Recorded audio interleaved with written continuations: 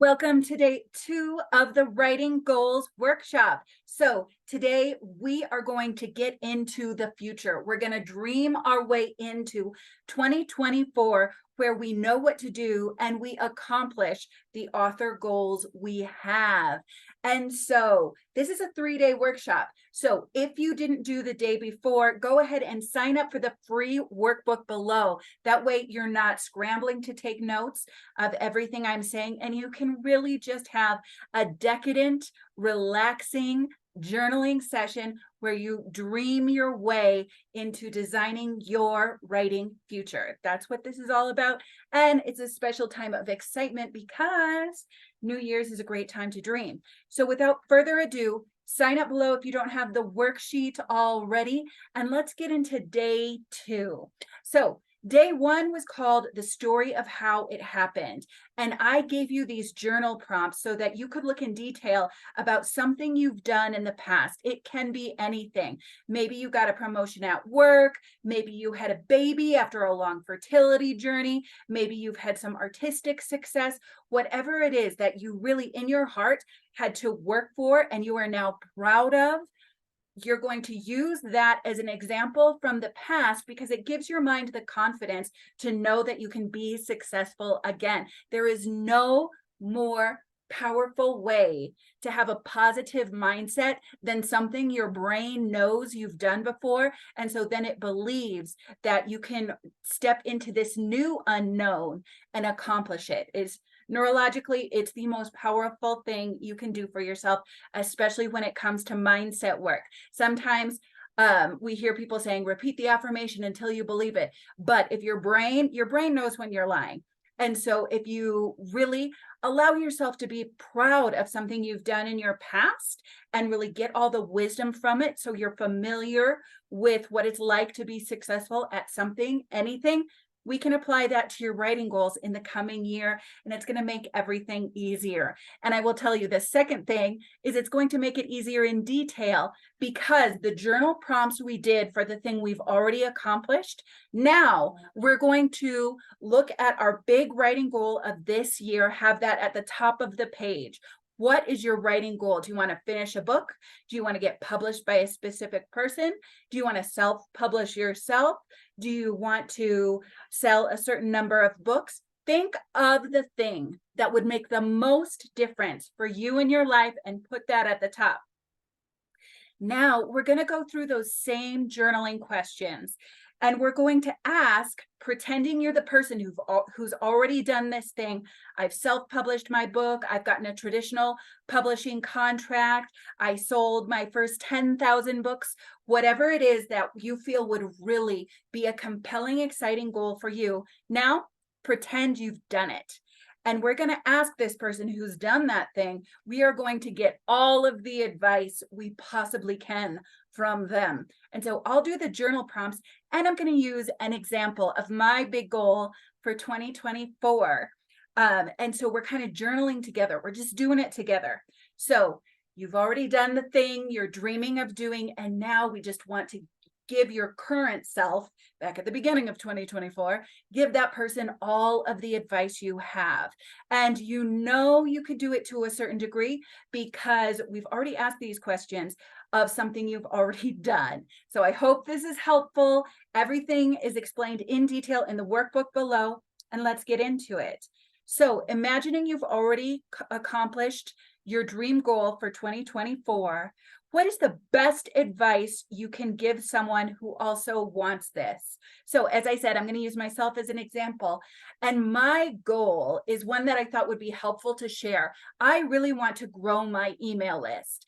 Now, I talk to clients about this all the time. I believe in my heart of hearts that it really is the best way to have a successful book launch. And so that's why I want to get into it and just show what it's looked like and what it's going to look like for me. And I know that people are going to be resistant. I'm already writing a book. Why do I have to create an email list? But I will tell you two things. One, Anything you do to grow an email list, you can also apply to book sales. I have just noticed in my life and with my clients, it's easier to develop the email list first, and that converts more successfully to book sales. So it's a little bit of each. Anything I tell you about an email list, you can apply directly to book sales. But if you agree with me that in your heart of hearts, an email list is a beautiful thing, I want to take away some of the mystery from it so you can do it well. So I really want to grow my email list a lot this year. And so the best advice I would give someone who wants this is don't be scared to start slow.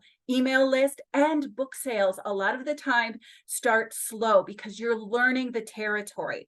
But if you really get into that organic growth, it will make all the difference because there are certain lessons you got to learn at the beginning.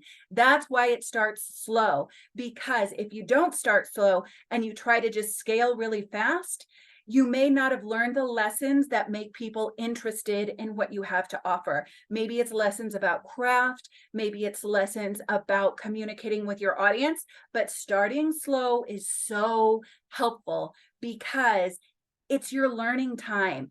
Everything that starts slow is getting you ready to scale to all of the big number goals you have. So don't be afraid to start slow.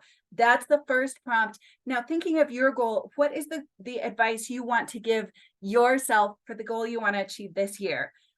Journal reflection number 2. Pause me if you need to.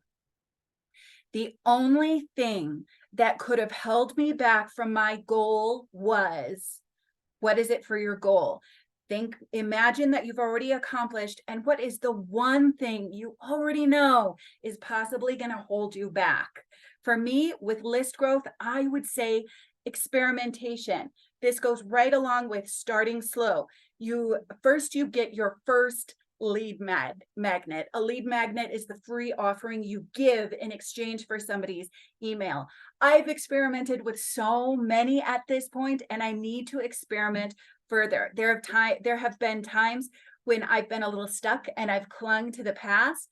And the fact is that I'm always just making free offerings. Like right now, right below, you can get the free New Year's goal workbook in exchange for an email.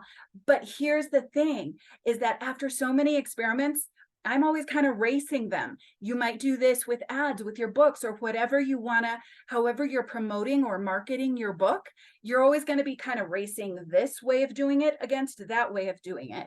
What is more effective for you? And so the only thing that could have held me back is not trying new things, a lack of experimentation. Question 3.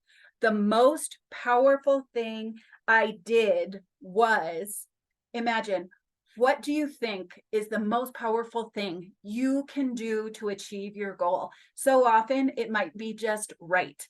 I know that when my goal was to finish a book, write was the most powerful thing I could do. Write a great book. So what's the most powerful thing I can do for my email list? I've noticed that one thing I have to offer is my deep knowledge about manifesting through the chakras. Whenever I stick to that and really deliver on the spiritual side of goal setting and achieving goals by these creative energy vortexes that really give out all of our creative energy. When I can teach on that, it's knowledge that people don't already have that's so useful. So translated for anybody who's trying to do their book, find the niche that really makes a difference for people and just really nerd out on it and give them more and more, because that way you're identifying with like-minded people and you're just moving it all the way through. So the most powerful thing I did was focusing on the chakras. My first step was making my first lead magnet. So for you, this is the question that helps you get going. Whenever you feel stuck in your goals, just ask, what's the first thing I need to do? Or what's the most powerful thing I can do for my goal right now? So the step was I had to make my first lead magnet before I could experiment with others. During the messy middle, This is question number 5, giving yourself advice. What do you think the middle of the year is going to look like? In June and July, what is your life going to look like? And what advice can you give yourself to get through the messy middle phase? For me, creating partnerships. I really need to be able to partner with people who have the same goals as I do. It's such a powerful way to get through the messy middle. And number 6, by the time I mastered this process, I knew for me and list building, it would be run a successful ad campaign. That's how I've seen people's grow to scale, grow a lot, sell a lot of books, etc., running successful ad campaigns, and which led to my vision of tripling my email list, which is what I would really love to do in 2024. It led to your vision of just reinforce that vision, get into it, imagine it. That's what's going to give you the motivation to keep going. So I hope take more time with this. I make these videos quick so you can get all the way through them.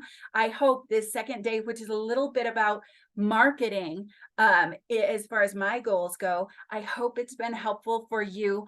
Below, you will find everything you need to be able to do day 3 of this challenge, along with the worksheets. And I'm also going to link a survey below, because my goal is to support you. And in order to support you, I need to know what your dreams are and what your challenges are. It's a 5-question, very quick survey, and it should take less than a minute, but it would help me help you so much. If you complete that survey, I can create something perfect for you. So much love, and I will see you tomorrow.